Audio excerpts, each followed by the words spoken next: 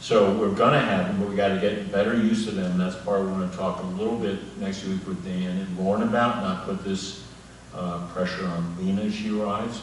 The other thing that's come up elsewhere is get rid of AI.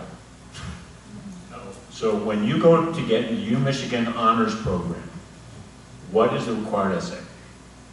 The required essay is go into AI, plug in what would be your optimal letter, and then critique it.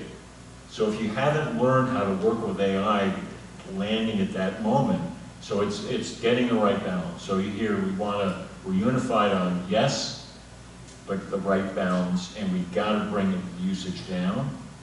And part of that's communicating. I don't think they're up as much as people think, but they are up a little too much. We're going to get after that, if that's helpful. Yeah, thank you. And the policy committee following up on that, maybe then it's coming fall at this point. I think that'd be spot on. For sure. All right?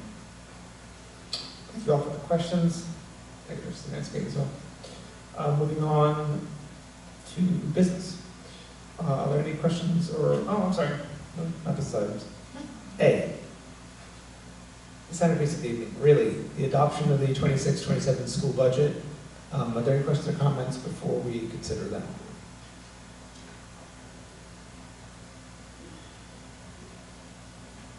No? I'll be very brief. You all heard it, but as I said when we discussed the budget, that there's that old saw about show me your budget and I'll understand your values. And in my 5 years, and the budget's very, very difficult this year, and it will be across the state, certainly this district. Thank you to Marie for all the hard work and legwork that goes into actually making it function. But as a statement of values, this budget is amazing. I mean, from special education to investments, in the mathematics and just really everywhere. It's what I think a lot of us, even before trustees, as parents, really wanted the school to be. So I couldn't be more enthusiastic about it. So. Well said. Anyone else? Is there a motion to approve the 26-27 school budget? So moved. Is there a second? Second. All in favor? Aye. Aye. Thank you. Moving on to business items. Are there any questions? You know what you all just did. That's a massive vote. Yeah. Now we got to get busy having adopted by our residents. Yes. Yes. And then So we'll have to thank get you. Thank busy you, Maureen. worrying about next year. Let me be really fast, but the fewer words mean a lot here. Maureen, thank you. Yeah. Yeah. Thank you. Melissa, thank you. Principal's not here, thank you. Jean, not here, thank you. Board, thank you for leaning in with good, tough, hard questions. The village has to know your due diligence. An immense amount of thinking and work and critique and pushing and nudging prior to what looked like a very quick, simple vote. Thank you. Okay. Thank you. Moving on to business items. Are there any questions or comments regarding business items 1 through 16? I did. I'll try to be really quick. 2 for you, Maureen. One was, and I can talk to you offline. I was just curious about the failed mechanical bid. If it's something that you can talk about. Yeah, no, I can speak to it. They alluded to it earlier today. There were 2 components of it. When the architects had gone out for a bid for the project, and when we were reviewing the bid specs of the low bidder, it was pointed out that they did not, because there was a addendum issued to the bid that included with more information around asbestos abatement. That came in later. The lowest bidder had missed it. Therefore, they withdrew their bid, which was fine, and then we went to the second one. But then, as we were looking at the schedule of being able to do the work this summer, and I think the amount of abatement work was more significant than initially thought. So that being said, there would have been no way to do the work this summer. And then also the second lowest bidder, in order for it not to fall under Wick's law, it would have had to come in under 1.5 million, which we initially had thought it would be able to, meaning that you didn't require them 2 primes. You could have done with 1 prime, and then that bid was also over. So there was, I think in either so I really believe they're rejecting it based upon, I think, the bid being over the 1.6 million, but also, I think when the bid went out, either the architects did not have the information in terms of the asbestos abatement. And as everyone knows, these buildings are used all summer, and of course we have camps and all the rest in the building, and our summer program. So in terms of even doing an abatement, we wouldn't be able to do so. So I think, so it kind of is being rejected for two reasons, but most importantly because the abatement work could not occur with everything else going on in the building. So the timeframe of that bid, the vendors are planning that work for the summer. And then of course, they wouldn't like that. Now we're like, no, we can't do it this summer. So that's another piece. So there were a couple things in that work. So their plan is to go out in the early fall and then lock in the work for next year, and then consider potentially, is there an ability potentially to do the abatement work over a school break or something of that nature to have that out of the way. Because I think if, we're going to be using the building at all next year, but there is a likelihood that, I think I mentioned this before, that this building will potentially not be able to be used by any external group next year. So, a lot of words, but to say there were, reasons behind it, and part of it was driven by the asbestos abatement, but that wasn't, I think, again, I think they did some testing, and then the testing kind of came back, and then they recognized it was a much larger scope involved, so it was just a good time. But the plan for rebidding would not affect the overall schedule? It will. So, but as they mentioned tonight, so what was interesting about that is all along when we talked about the work, we talked about doing it next summer. Then they said, actually some of these materials are available this summer. Let's try to get some of the work done this summer, because there's other parts of the work. So I think they tried to advance some of the work, but then they had to do an addendum during, which again happens right, the RFP's out, doing an addendum. There was additional asbestos abatement work that they was discovered, like beyond the mechanical upgrades. Actually there is asbestos here. We have to include that because that's of course money, cost, time, and it was then discovered that the lowest bidder had missed that detail, but then in further review, I'm like, how are you going to do this work? And then they were like, yeah, we can't. So all that to be said, I think when you caught it then. Yeah. So that being said, they're rejecting it. We're going back out though, so it's a lot of work to say that there was a couple things that kind of made us have to reject it. And interestingly enough, this was always work I thought we were doing next year anyway.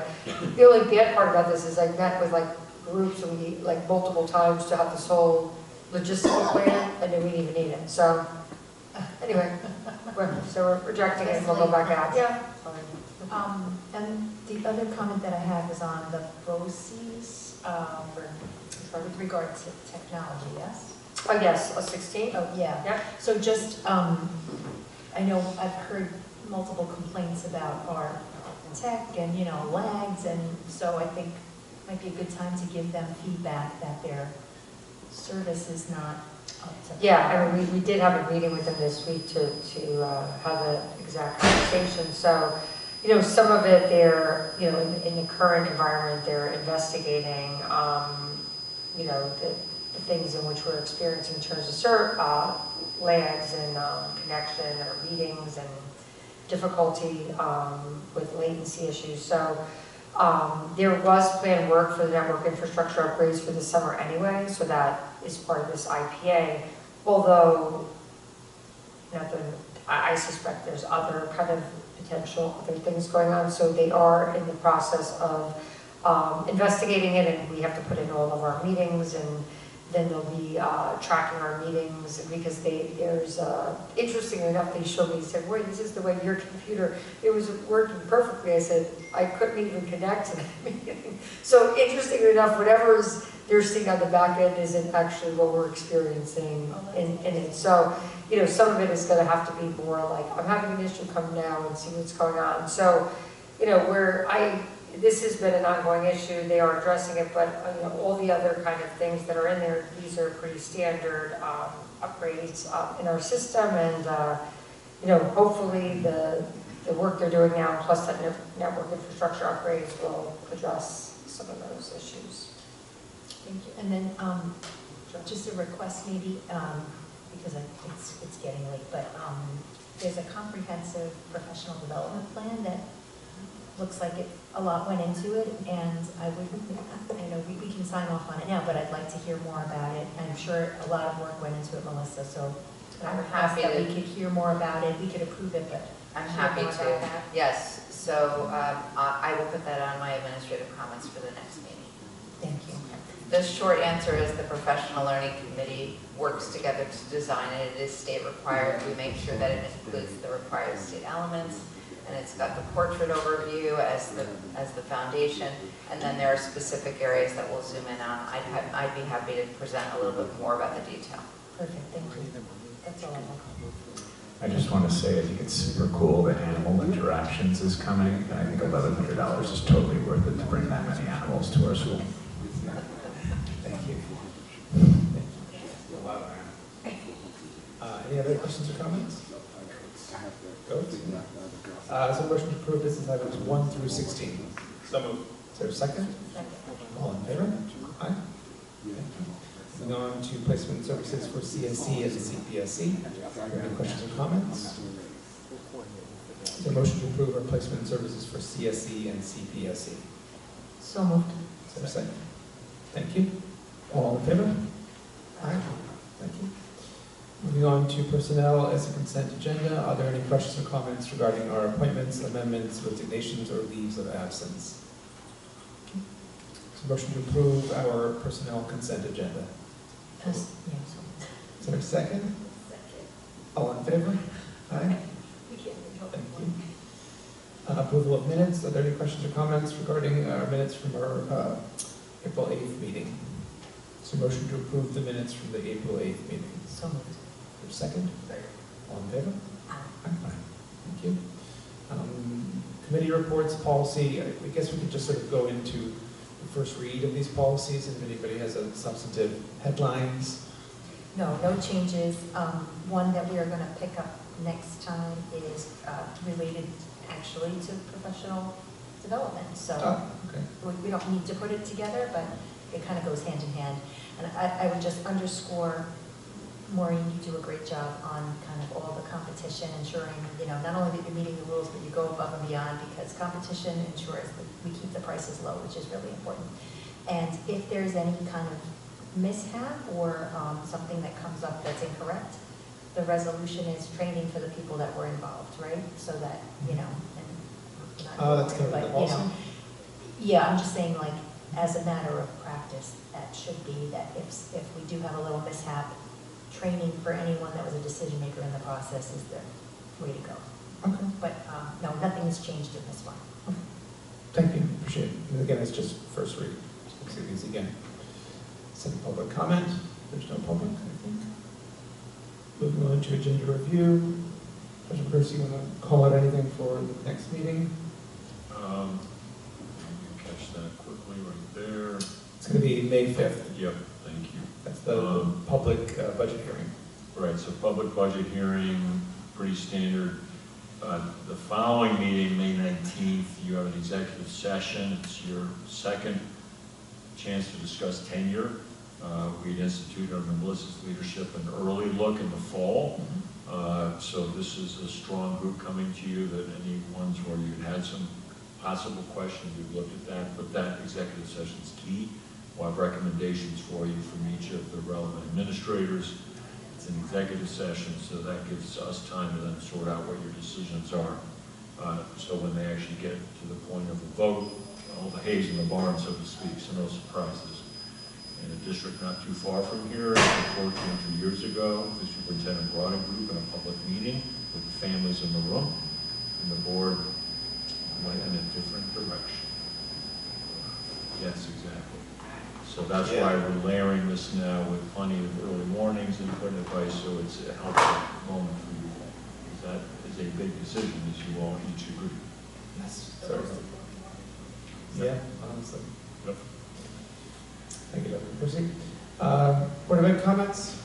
I know we're late. I was going to say something before, and I'm not trying to That's okay. I just wanted to kind of get this on record. This is, I guess, about the fields, and I just wanted to speak to this.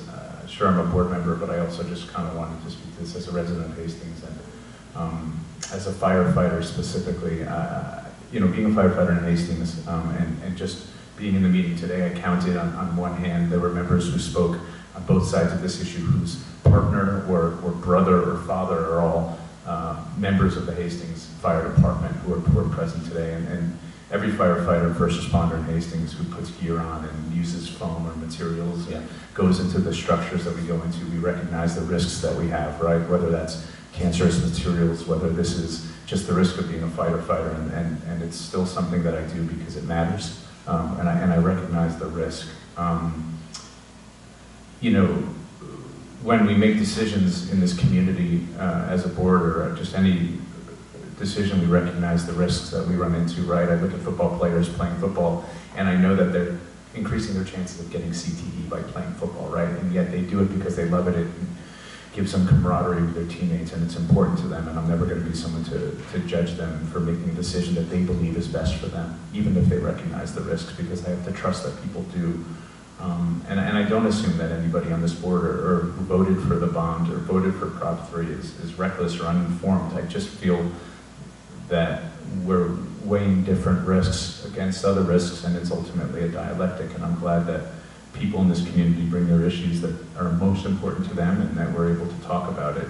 But the most important thing is that we make compromises every day, and we recognize that none of this is a binary decision, but rather a dialectic. And so I'm proud of our community for speaking up. I always like to have people here, and I know that in Hastings it's nearly impossible to assuage everyone's concerns. I would just ask us to not pretend that there's somehow a choice between risk or no risk, or but rather it's weighing priorities and finding compromise. And I believe that with this decision we've found a compromise that won't make everybody happy, but I think serves our community and betters our community over the long term.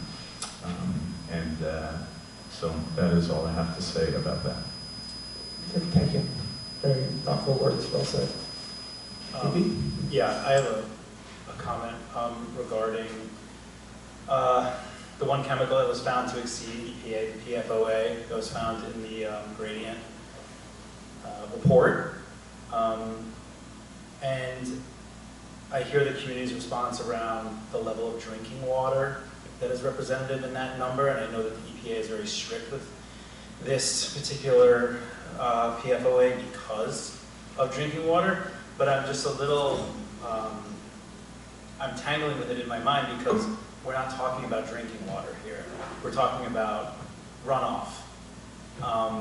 So I'm just a little concerned that is the benchmark of comparison that we're hearing here. And I know a lot of us are thinking, hey, this is below the EPA level for these other, but this one area is not. And I'm not understanding the community's response comparing runoff to drinking water. So if the community would like to write in and explain that further, I would love to hear that. But to me, they're just not comparable. And that's the one sticking point, the one PFAS that's found that is beyond the EPA's level. And I have had the conversation with myself, where do I fall with, and the EPA seems to be my level, and if it's below EPA standard, but this is the one EPA level that is above, or the one PFAS that is above the EPA level. So, but it's not drinking water, we're not drinking this water, and I don't see that this water is impacting our drinking sources as well, the runoff that comes from the field. But we did hear a lot from the community today, and you know, it's good to hear both sides of the situation. But yeah, I just wanted to, and maybe the board wants to talk about this at the future, maybe at the next meeting, because I know we're late, but how they feel about this comparison of drinking water compared to runoff water, and how the community is using that point as a sticking point for their advocacy. It's all it is. Thank you, David.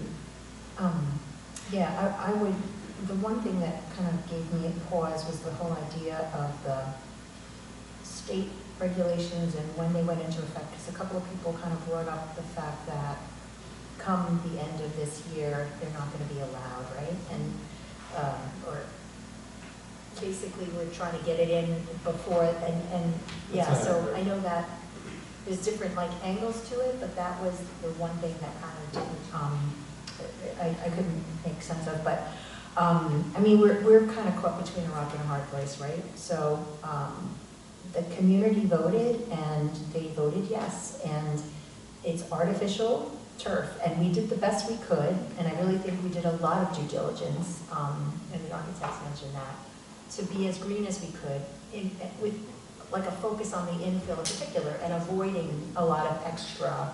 And I really think that, you know, certainly our intent, I'll speak for myself, but all of us really put a lot of work into due diligence to make it the greenest artificial. You know, it's still an artificial field. But, you know, some of the email that we get and stuff, and the, you know, accusatory is painful, you know, because we're really trying to do the best we can and to balance things, and there was already a vote, so we don't want to relitigate what is already, you know, decided. So, you know, just wanted to kind of put some of the context out there, and, you know, we're human, we don't want to be getting hate mail about, like, you broke our trust, you know, what did you say? And I think it's unfair, I really do, but Yeah, we're doing the best we can. Yeah, I would join in, like, similar point, you know, a lot of people brought up the idea of compromise, you know. It is a compromise, and I think the oversight we're trying to do here isn't to be perfect in the sense that it's even perfectible, but what is it, you know, are we making a valid compromise? Are we trying to honor everybody's wishes and beliefs as best, not only, you know, as best as we can, but as best as exists? You know, that's all we can do is make the best choice from the options that we have.